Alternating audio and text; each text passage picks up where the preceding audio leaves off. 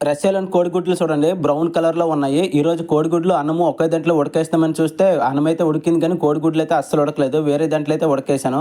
అసలు కోడిగుడ్డు ఉడికిందో ఉడకలేదో తెలియజేయడానికైతే ముందైతే కోడిగుడ్డుని తీసుకొని నేలలో అయితే బొంగరంలాగా అయితే తిప్పాలి. 10 సెకండ్లు గాని తిరిగితే అది కోడిగుడ్డు ఉడికినట్టు లేకపోతే ఉడకపోయినట్టు. అదే తొక్క తీసేటప్పుడు పర్ఫెక్ట్‌గా వచ్చిందనుకో అది కోడిగుడ్డు ఉడికినట్టని అర్థము. ఇంక ఈరోజైతే నా దగ్గరైతే వంట నూనె అయిపోయింది కాబట్టి ఈరోజైతే బటర్‌తోనైతే ఈరోజైతే కోడిగుడ్లయితే వండబోతున్నాను.